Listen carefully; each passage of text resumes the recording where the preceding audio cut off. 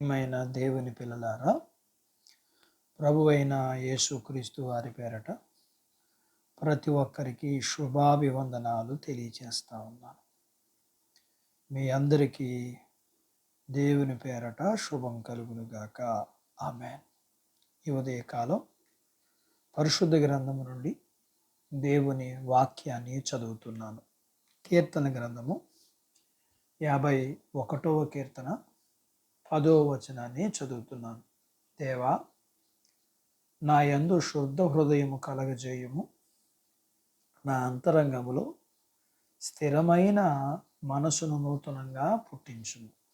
దేవుడు తన మాటలు మన కొరకు దీవించునుగాక. ఆమేన్. ప్రియమైన దేవుని పిల్లలారా, ఈ ఉదయకాలం దావీదు చేసే ప్రార్థన మనం చదువుకున్నాం.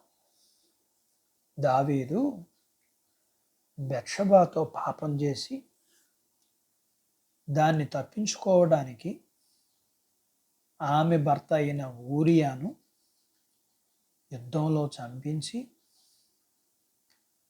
మనిషిగా పాపములను మరిచిపోయి తాను ఉంటా ఉన్నప్పుడు దేవుని సేవకుని ద్వారా తన పాపము తెలియజేయబడి తన పాపము తనకు గుర్తుకు వచ్చి తను పశ్చాత్తాపంతో చేస్తున్న ప్రార్థన, నాకు స్థిరమైన మనసు అనగా మారు మనసులో నన్ను స్థిరంగా ఉంచాలని ప్రార్థిస్తున్నాడు.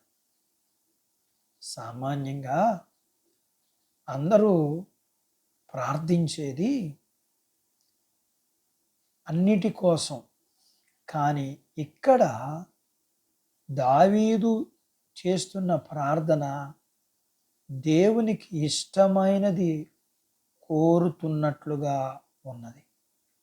ఏ మనిషి అయినా స్థిరంగా ఉంచుకోలేనిది మనసు, కానీ ఆ మనస్సు స్థిరంగా ఉంచమని దేవునికి ప్రార్థిస్తున్నాడు. లేఖనం చెబుతుంది, హృదయము అన్నిటికంటే మోసకరమైనది, ఘోరమైన వ్యాధి కలది, దాన్ని గ్రహించువాడు ఎవడు? అయితే దావీదు దేవునికి ఇష్టుడు, అయితే నా మనసు స్థిరంగా లేకపోవటం వల్ల నేను పాపం చేసి దేవుణ్ణి బాధ పెట్టాను అని అతనికి దేవుని వల్ల అర్థమైంది. అందుకే ఏదైతే స్థిరంగా ఉండదో అని తెలిసినా దేవునికి సమస్తము సాధ్యమే, దేవునికి అసాధ్యమైందంటూ ఏదీ లేదు. కాబట్టి దావీదు దేవుని దగ్గర దానికోసం ప్రార్థిస్తున్నాడు. లేఖనములో దేవుని వాగ్దానం ఉన్నది, భ్రష్టులైన బిడ్డలారా నా యొద్దకు రండి, మీ అవిశ్వాసమును బాగు చేస్తాను,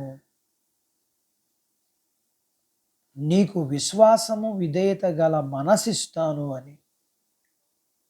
అందుకే దావీదు దేవుని మనసు ఎరిగిన వాడుగా, లేఖనమును ఎరిగిన వాడుగా స్థిరమైన మారు మనసు కొరకు దేవుని దగ్గర ప్రార్థిస్తున్నాడు.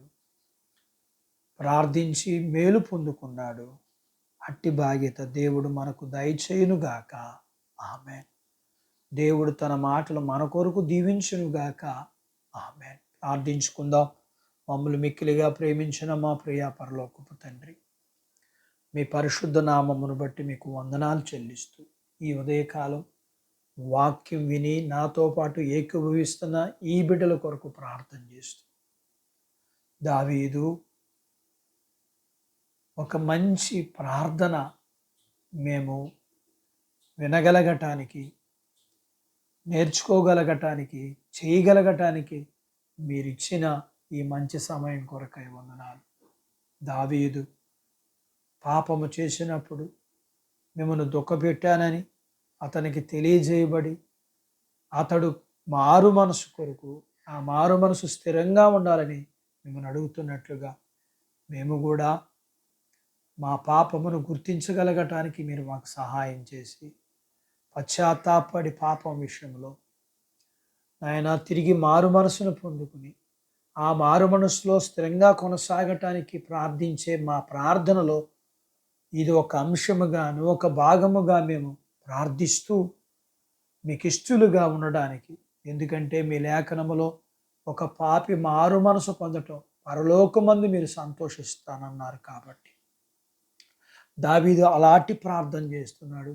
మేము కూడా అలాంటి ప్రార్థన చేయగలిగిన వారిగాను, అలాంటి దానిని ఆశించే వారిగాను, దానికోసం వెదికే వారిగా ఉండగలగటానికి సహాయం చేయండి. అవ్వా మీకు వందనాలు చెల్లిస్తున్నాం.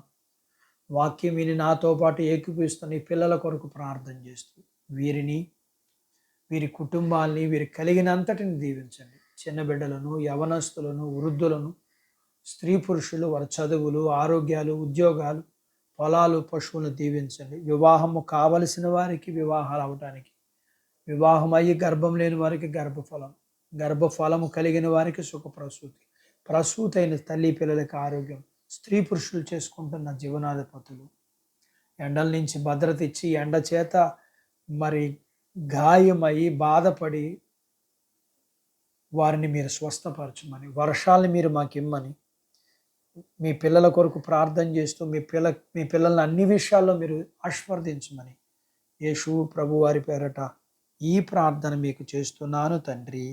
ఆమేన్. దేవుడు మిమ్మల్ని దీవించును గాక. ఆమేన్.